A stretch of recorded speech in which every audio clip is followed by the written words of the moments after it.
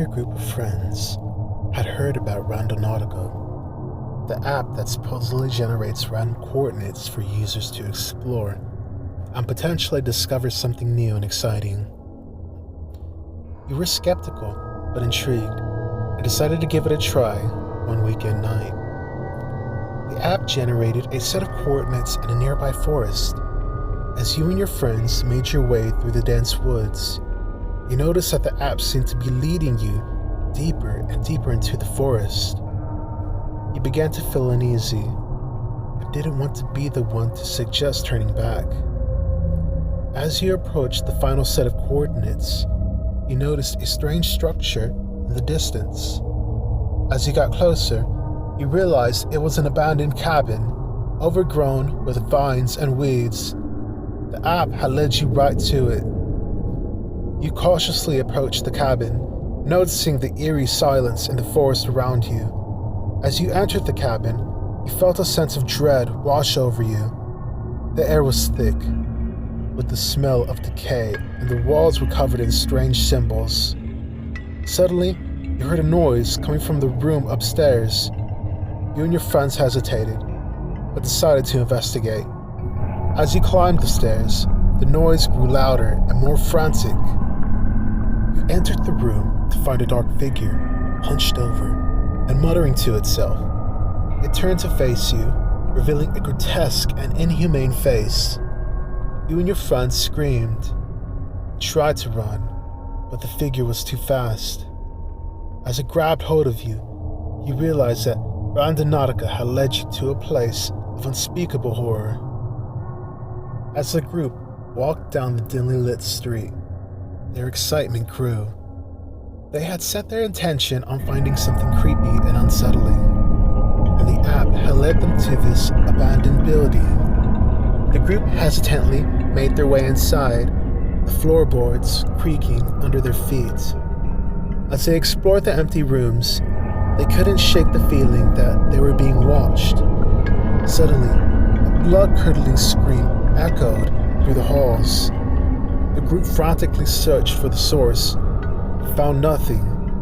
They began to realize that they may have bitten off more than they could chew by using Randonautica to find their intentions. They tried to leave the building, but found that the doors and windows had been boarded up. As the night wore on, the group became more and more paranoid. They heard strange noises and saw shadows moving in the corners of their eyes. One of them disappeared without a trace, and the rest of the group were too scared to search for them. They realized, too late, that their intentions had led them to a place they were not meant to be. As the sun began to rise, the remaining members of the group finally managed to escape the building. They had experienced things that they never thought were possible. They vowed never to use Randonautica again, and to warn others of the dangers of trying to find their deepest, darkest desires. They knew that the app was not to be trifled with, and that their intentions could lead them down a path of terror and horror. As they walked down the dark alley, they noticed a figure standing at the end of it, barely visible in the dim light. They couldn't make out any features, but the figure seemed to be beckoning them forward.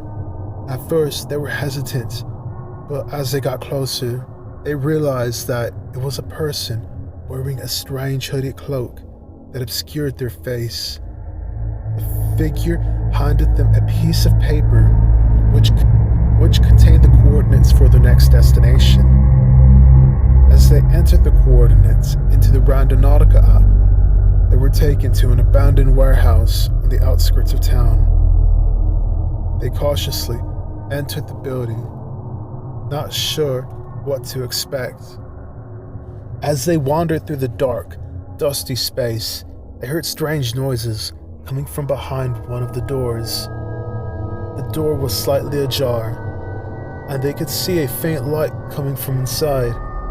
They cautiously pushed the door open and saw something they never could have imagined. There, in the center of the room, was a grotesque creature that appeared to be made out of human body parts. It slowly turned to face them, and they saw that it had a face that was half human and half animal, with sharp teeth and glowing eyes. They were paralyzed with fear as the creature slowly approached them, and they realized that they were not alone in the abandoned warehouse. They tried to run, but the creature was too fast. It caught up to them in no time, and they felt its hot breath on the back of their neck.